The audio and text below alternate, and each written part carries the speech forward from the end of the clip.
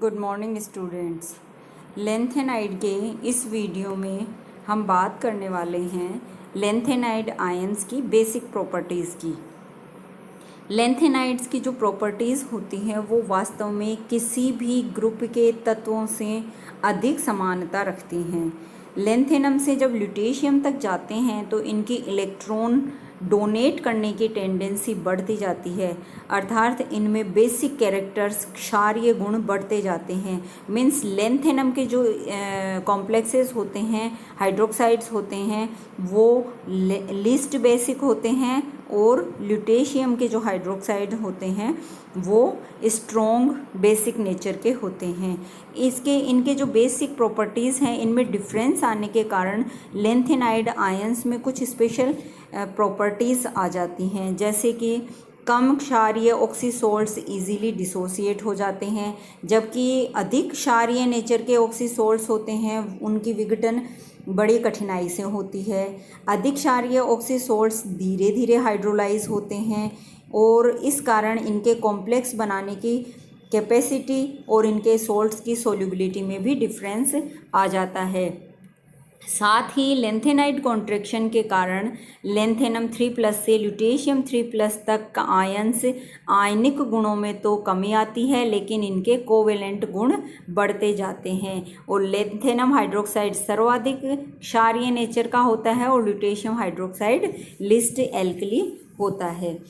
Complex formation की अगर हम बात करें तो लेंथेनाइड्स में Ln3+ means lanthanum +3 oxidation state में लेंथेनाइड आयंस, इनका आवेश तो उच्च होता है और उच्च आवेश कॉम्प्लेक्स फॉर्मेशन के फेवर में होता है, लेकिन इनका साइज ट्रांजिशन मेटल से थोड़ा सा बड़ा होता है और बड़े साइज के कारण इनके कॉम्प्लेक्स फॉर्मेशन की टेंडेंसी कम हो जाती है।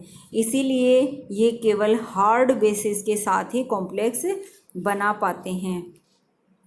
लेंथेनाइड आयंस पर जैसे जैसे चार्ज बढ़ता जाता है वैसे वैसे उनकी कॉम्प्लेक्स फॉर्मेशन टेंडेंसी भी बढ़ती जाती है। जैसे लेंथेनाइड्स अगर +2 ऑक्सीडेशन स्टेट में होते हैं कॉम्प्लेक्सन टेंडेंसी कम होती है और +3 ऑक्सीडेशन स्टेट में होने पर कॉम्प्लेक्सेशन टेंडेंसी थोड़ी अधिक हो जाती है और +4 ऑक्सीडेशन स्टेट में कॉम्प्लेक्सिंग टेंडेंसी और भी बढ़ जाती है। मीन्स जैसे जैसे लेंथेनाइड्स पर चार्ज बढ़ता जाता है कॉम्प्लेक्स फॉर्मेशन टेंडेंसी इंक्रीज होती जाती है।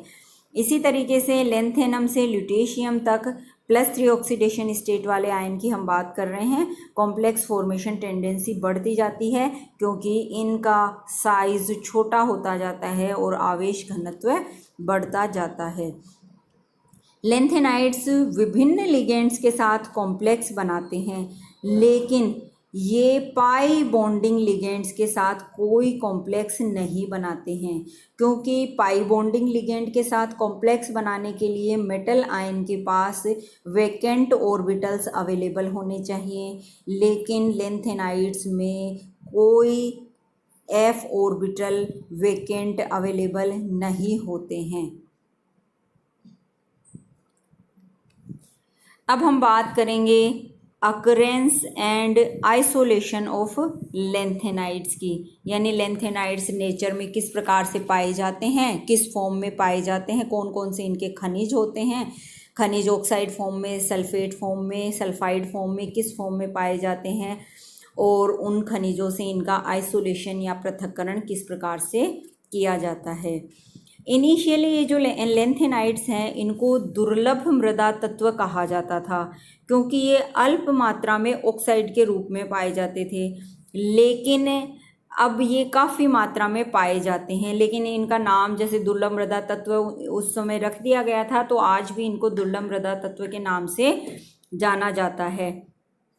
अधिकांशतः ये मेटल फॉस्फेट्स के रूप में, सिलिकेट्स के रूप में पाई जाती हैं और एक खनिज में सभी लेंथेनाइड मिलते हैं। मीन्स हमें अगर एक खनिज मिलता है लेंथेनाइड का तो उसमें सारे 14 लेंथेनाइड्स मिल सकते हैं कम या अधिक मात्रा में। इन खनिजों को भी 2 पार्ट्स में डिवाइड किया गया है, एक तो सीरियम ग्रुप और एक इट्रियम ग्रुप। सीरियम ग्रुप खनिज को सीराइड मृदा खनिज या सीरियम मृदा भी कहते हैं। इनमें लेंथेनम से यूरोपियम तक के एलिमेंट्स पाए जाते हैं, एटॉमिक नंबर 57 से 63 के।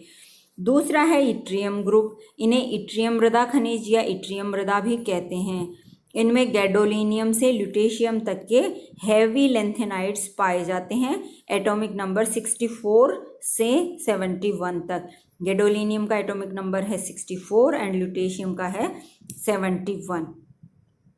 लेंथेनाइड्स का मुख्य खनिज मोनेजाइट है। लेंथेनाइड को अधिकांशतः इसी अयस्क से एक्सट्रैक्ट किया जाता है, आइसोलेट किया जाता है। मोनेजाइट के अलावा इसके जीनोटाइम और बेसनेसाइट अयस्क भी ज्ञात हैं। ये जो मोनेजाइट खनिज है या अयस्क है, इससे भिन्न भिन्न लेंथेनाइड्स को प्राप्त करने के मेथड्स देख लेते हैं अब अपन। सबसे फर्स्ट स्टेप में यानी खनिज से अयस्क प्राप्त किया जाता है और अयस्क से प्योर मेटल को प्राप्त किया जाता है। सबसे पहले खनिज का सांद्रण किया जाता है। खनिज का सांद्रण करने के लिए गुरुत्वीय पृथक्करण विधि को यूज़ किया जाता है और इस पृथक्करण विधि के द्वारा जो सांद्रित खनिज होता है उसके अंदर थोरियम, सीरियम, फॉस्फोरस और सिलिकॉन के ऑक्साइड्स पाए जाते हैं। सेकेंड स्टेप में खनिज का भंजन या क्रैकिंग की जाती है। सांद्रित खनिज की केमिकल रिएक्शन करवाई जाती है जिससे खनिज के टुकड़े हो जाते हैं, छोटे टुकड़ों में टूट जाता है। इसे खनिज का भंजन कहा जाता है और भंजन करने के लिए कंसंट्रेट H2SO4 या कंसंट्रेट NaOH को यूज़ किया जाता है। अब अपन बात करते हैं लेंथेनाइड सोल्ट्स के सेपरेशन की।